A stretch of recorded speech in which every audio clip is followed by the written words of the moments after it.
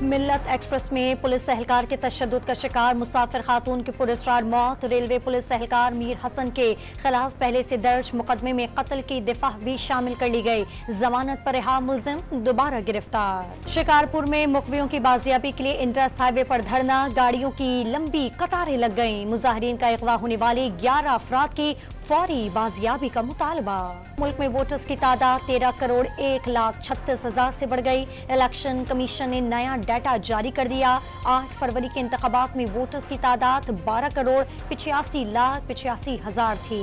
قومی اسمبلی کی 5 اور صوبائی اسمبلیوں کی 18 خالی نشستوں پر 239 امیدوار۔ ضمنی انتخاب کے لیے پولنگ 21 اپریل کو ہوگی۔ سیلز ٹیکس اور فیڈرل ایکسائز کے گوشوارے جمع کرانے کی مدت میں 22 اپریل تک توسیع۔ ایف بی آر نے نوٹیفیکیشن جاری کر دیا۔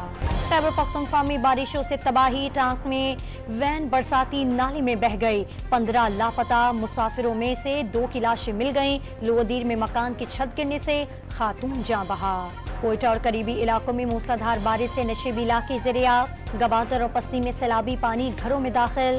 پشین میں کئی گاڑیاں سیلابی ریلے میں پھنس گئیں۔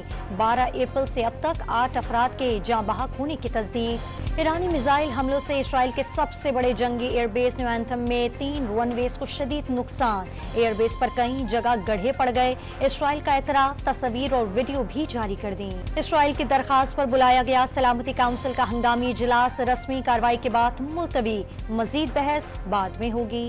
وزیر خارجہ شہزادہ فیصل بن فرحان کی سربراہی میں سعودی وفد آج 2 روزہ دورے پر پاکستان پہنچے گا۔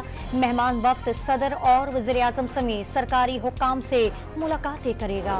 وزیر اعظم کا بجلی کی چوری روکنے کا حکم، پنجاب سے بجلی چوری روکنے کے مؤثر اقدامات شروع کر دیے، دیگر صوبے بھی اقدامات کریں۔ شہباز شریف کی اجلاس میں گفتگو۔ وزیر داخلہ کا لیسکو کی جانب سے صارفین کو 83 کروڑ یونٹ کے اضافی بل بھیجے جانے کا اعتراف، سرکاری دفاتر اور صنعتوں سے بھی اوور بلنگ کی گئی۔ محسن نقوی کی پریس کانفرنس۔ لاہور کے 32,000 شہریوں کو بجلی کے زائد یونٹ بھیجنے کے الزام میں ایکسن لیسکو گرفتار، 4 روزہ جسمانی ریمانڈ پر ایف آئی اے کے حوالے کر دیا گیا۔ وزیر اعلیٰ پنجاب کی بارش میں گورنمنٹ گرلز ہائی اسکول مریامت، اساتذہ اور طالبات مریم نواز کو دیکھ کر حیران رہ گئے۔ پنجاب میں روٹی 20 کے بجائے 16 روپے میں فروخت کرنا ہوگی، وزیر اطلاعات کا پیغام، نان بھائیوں نے سرکاری نرخ مسترد کر دیے۔ ایم کیو ایم پاکستان کا کراچی میں اسٹریٹ کرائم کی بڑھتی وارداتوں پر اسمبلیوں میں احتجاج کا اعلان، علی خورشیدی نے محکمہ داخلہ کو جرائم پر قابو پانے میں ناکام قرار دے دیا۔